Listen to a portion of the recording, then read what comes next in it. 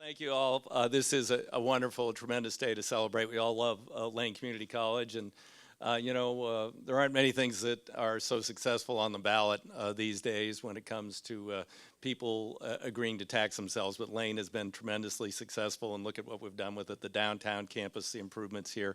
It's just, just a phenomenal asset to this community.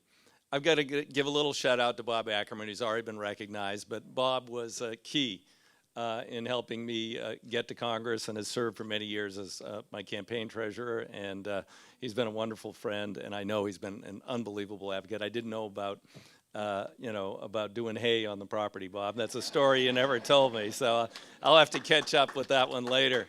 Why would I bring up an empty beer cup? Well, two reasons. I drank it, so it's empty. Three reasons, I guess. The second is what it says on here, perpetuate better living. And what would fit more with Lane Community College than perpetuating better living for every year thousands of residents of Lane County? I mean, the people often say, well, what are you going to do when you finish being in Congress? I said, well, I kind of like to teach. I'll probably take over Steve's class, actually, Steve Candy. Because when I come here every year to Steve's class a couple of times a year, and I said, what I love about community colleges is everybody who is here wants to be here. I mean, you go to a high school, not so much, and you go to the university, and it's sort of like some of them are like, they don't know what they want to do. They're slogging through. But people here and the diversity that's here and the skills they're trying to acquire and the interests they have, it's just phenomenal. There's nothing else like it. And it is just an extraordinary asset for this community, for our state, our whole system of community colleges, which I know the legislature and the governor are going to do better for in their next budget.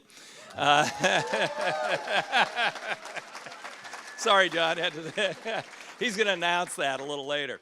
But the second reason I brought this up is, I'm the co-chair of the Craft Brew Caucus in Congress. It's the last bipartisan thing we got going. And so I spent a lot of time on beer issues, and they're actually, the industry employs 29,000 people in Oregon. It's a pretty darn important industry, and I like good beer, so that's great. But beyond that, I don't know of another community college in the United States of America that has a beer dedicated to them. The Titan Pale Ale. Go Lane Community College. And it's pretty darn good. I hope you had some. So anyway, I don't want to belabor this, but, I never had the privilege of attending Lane except for when I first came to Oregon. I didn't know how to fly fish, and they taught a course in how to build a fly fishing rod and learn to fly fish. I still have that ancient rod hanging in my garage. It wasn't a very good rod, but I made it, and it's still there.